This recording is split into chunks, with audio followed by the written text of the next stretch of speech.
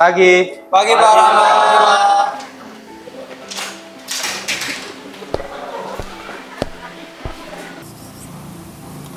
Jadi teman-teman, apa yang kalian ketahui tentang jurnalistik? Aktivitas jurnal, berita, bencana. Ada pendapat lain? Berita peristiwa juga. Oke, jadi gini teman-teman. Jurnalistik merupakan media untuk membentuk pola pikir Media. di dalam masyarakat. Emang sepenting itu ya? Kenapa gue milih jurnalistik ya? Semua orang kan bisa bikin konten. Bedanya sama gue apa?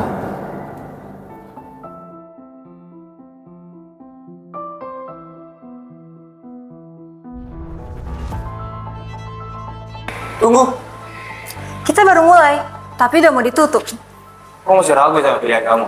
Kamu masih bertanya-tanya, kenapa jurnalistik itu penting kan? Semua orang emang sih bisa ngomong.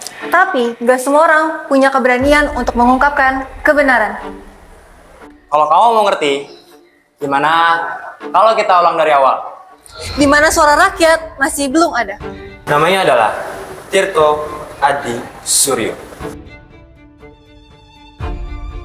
Ia lahir di Blora, 1880. Ia terakhir sebagai keluarga bangsawan dan punya akses pendidikan yang gak semua orang punya. Dia juga sempat bersekolah di kedokteran Tapi ia memilih berhenti. karena dia sadar ini bukan jalannya. Dia lebih memilih jalan yang lebih beresiko, yaitu menulis. Lewat medan Priai dan Sunda Berita, ia memberikan banyak suara kepada rakyat pribumi. Ini membuktikan bahwasannya tulisan bisa membuat orang-orang melihat dunia. Ia menyadarkan orang-orang bahwa hidup mereka sedang tidak baik-baik saja. Pada kala itu, keberanian sangatlah mahal. Dia diadili, diawasi, serta diasingkan.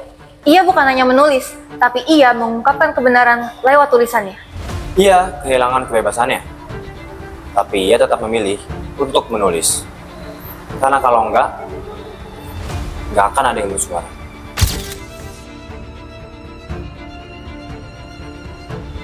Ya, saya Dewi Yul, terlahir dengan nama Raden Ajeng Dewi Pujiati. Ayah saya adalah cucu dari Raden Mas Tirto Adi Suryo. Jadi saya itu mungkin masuk ke generasinya ke-4 mungkin ya. Jadi kan aku ini sudah terputus 3 generasi ya.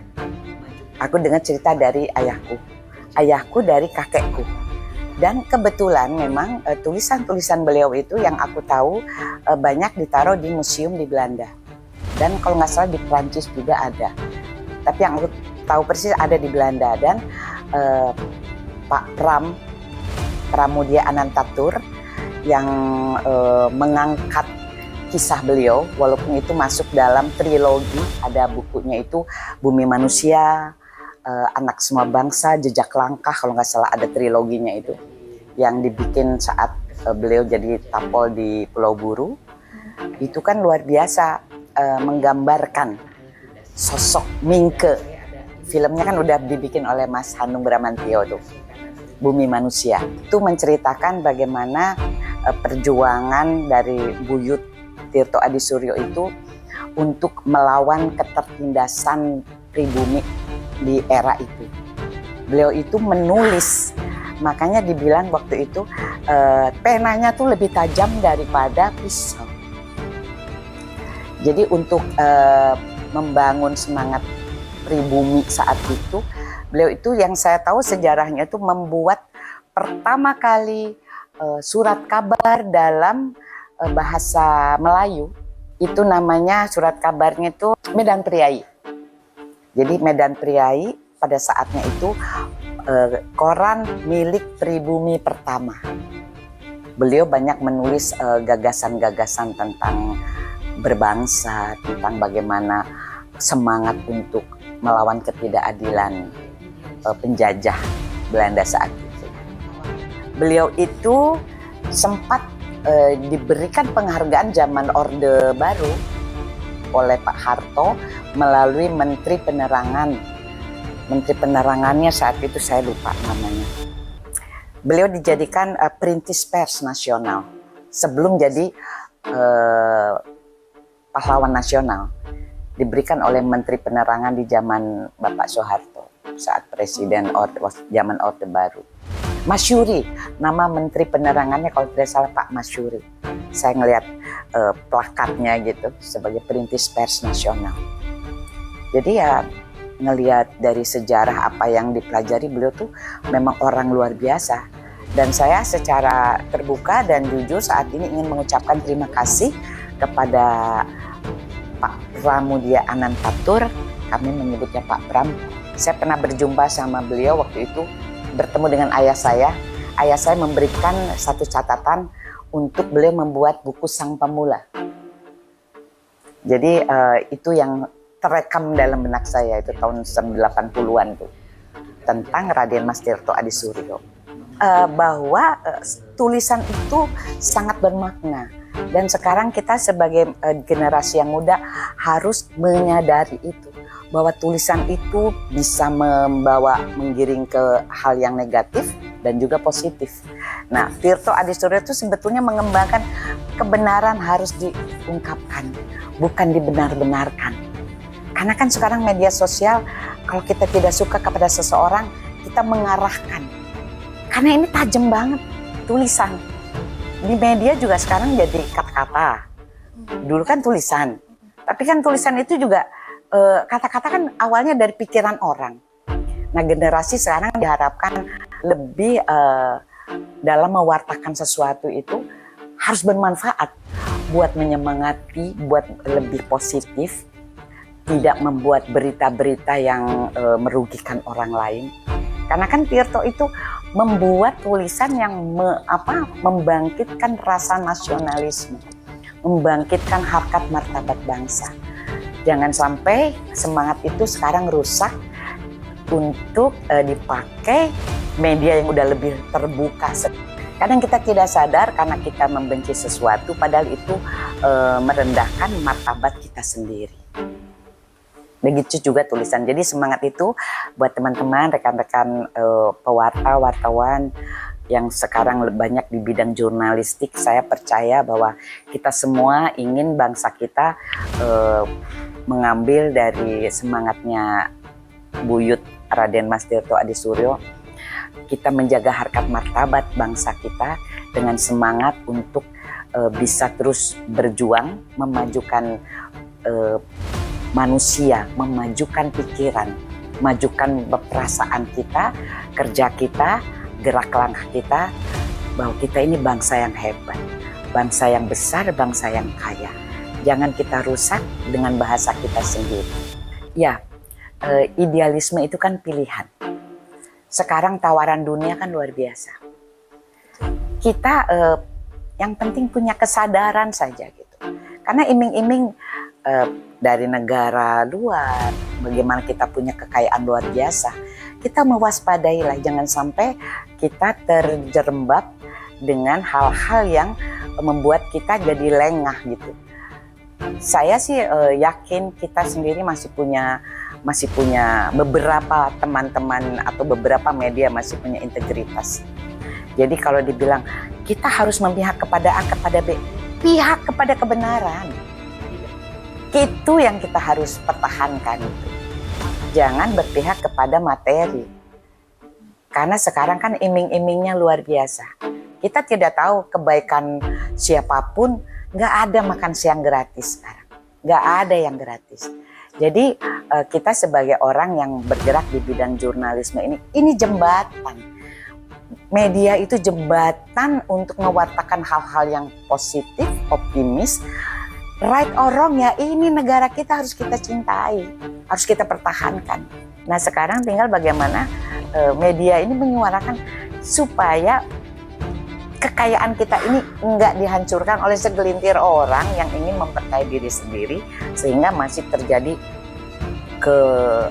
ketimpangan sosial. Masih banyak masyarakat yang memerlukan perhatian. Cerdaskanlah bangsa kita ini. Dan ini tanggung jawabnya media. Mencerdaskan sebagai jembatan untuk membangun karakter bangsa. Dari apa? Dari tulisan. Kalau enggak, aduh, bisa bahaya ke depan kalau kita tidak mewaspadai itu. Ini tanggung jawab media. Saya kira zaman sekarang anak-anak generasi sekarang lebih cerdas. Tawaran untuk menggali ilmu, referensi lebih mudah didapatkan dibanding orang-orang yang zaman kita dan sebelumnya. Gitu. Nah, mudah-mudahan peluang untuk bisa menjangkau informasi di dunia ini, untuk melihat bagaimana situasi geopolitik kita, bagaimana situasi dalam negeri kita, media punya peran penting. Pertama, untuk menyuarakan kebenaran dan melatih akal budi bangsa. Karena itu yang diperlukan, rasa empati, rasa optimisme itu. Oke, terima kasih banyak ya Ibu udah meluangkan waktu dan berbagi cerita kepada kami semua, terutama saya sendiri dan teman-teman saya. Nah, dari perbincangan ini kita tuh dapat belajar bahwa berani menyuarakan kebenaran dan perjuangan keadilan adalah nilai yang tetap relevan hingga saat ini. Semoga kisah perjuangan Tirto Adi Surjo dapat terus menginspirasi generasi muda untuk dapat menyuarakan kebenaran dan membawa perubahan positif untuk dunia kita semua. Amin. Oke, aku Azhara Tafiana, mungkin pamit Ibu. Terima kasih, saya Dewi Yul. Wassalamualaikum warahmatullahi wabarakatuh. Sekarang kita hidup di zaman modern, di zaman bebas, di mana media sudah tidak dilarang. Dan kamu masih ragu. Ilmu komunikasi itu ngajarin kita cara menyampaikan pesan. Sedangkan di jurnalistik, kita diajarkan bagaimana cara menyampaikan kebenaran. Ini tentang tanggung jawab.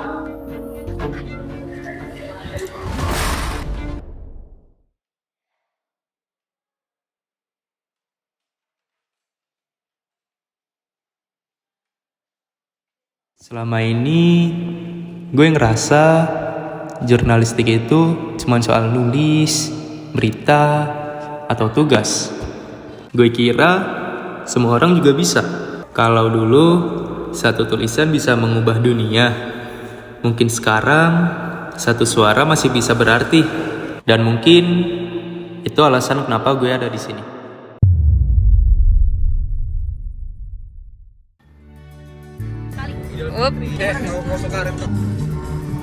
Say hi. Say hi. Oh tidur. Oh direkam. Ada aku. Lu mau nyoba?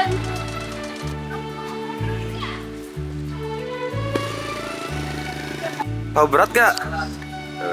Santan lu. Terima kasih. Oh ternyata tuh biasanya. Siapnya. Sumpah bagus banget. Yang anak baru.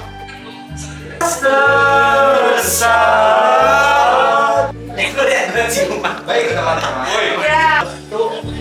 Dari